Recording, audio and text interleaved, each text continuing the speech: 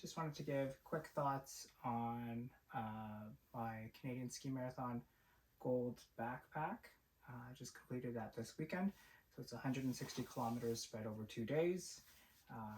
For me, about 21 hours of skiing and camp out overnight at Gold Camp. So it's a 45-liter pack. I saw lots of different pack sizes. 45 probably being the smallest and up to 70. But whatever volume you bring, you need to carry with you for that length of time.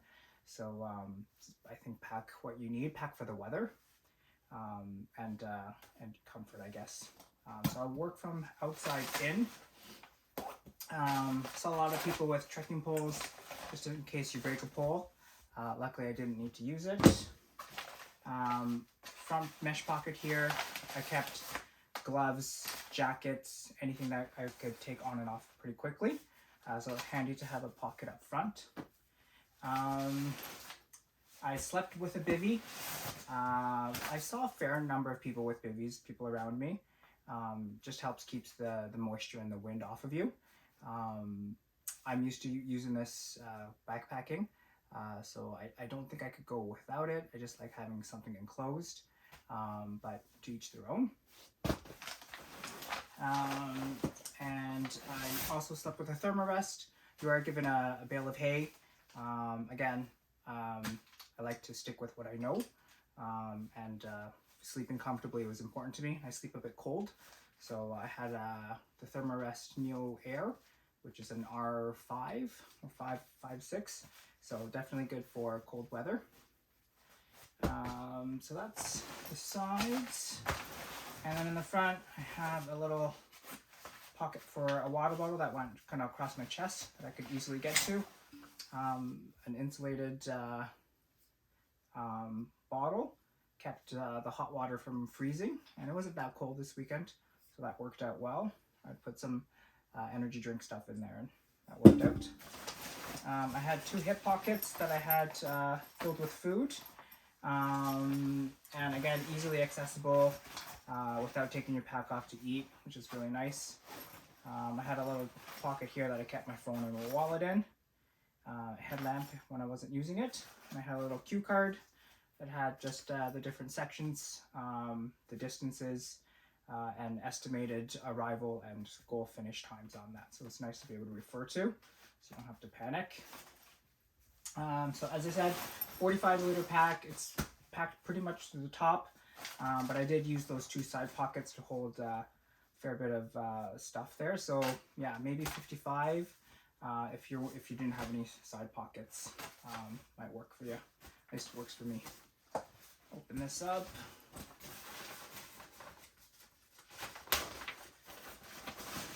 Top layer I had puffies.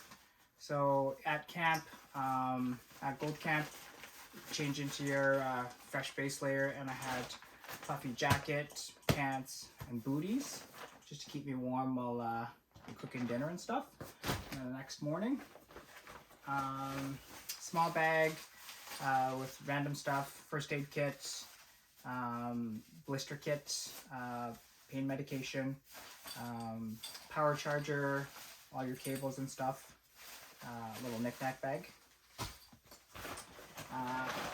This was my food bag. I had about 1.5 kilos worth of food. I did eat about 95% of it throughout the whole trek, so I think I packed that pretty well. Food choice is highly personal. I definitely got bored of some of the stuff that I had, but you just have to force yourself to eat. I had 3 Maurten 320 drink mixes each day, mixed in with that bottle, and then I had tortillas wrapped with peanut butter, jelly, Nutella, and some mini stroop waffles as well. So that was nice. One thing that I was happy I brought was this little tin. You could fill it with water, stick it in the fire, and then it'll keep your water warm so that you could drink coffee, tea, have hot water quickly accessible to you. They do give you hot water, but it was a little bit of a walk to get up to the water station, about 5-10 minutes. So just having, fill up your bottle, and then you can fill that and keep it hot, boiling the whole time. And then I had this little guy, compression sack with base layer.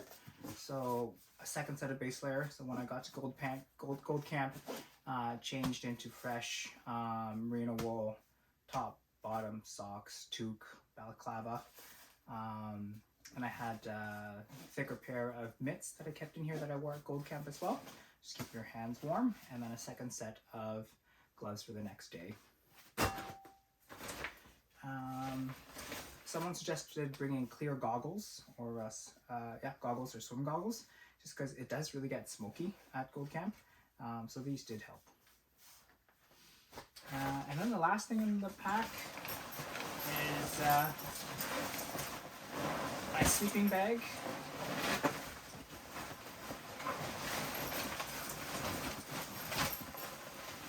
It's a -18 rated sleeping bag down that just compressed into a waterproof bag. It was pretty mild on Saturday night, about -4, -5. So I was pretty comfortable in this. No real cold spots, but the Bivy does build up a bit of condensation.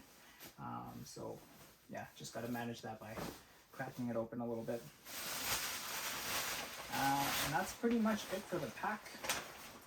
It's pretty simple. I think I'd continue using this. No issues with that. That's it.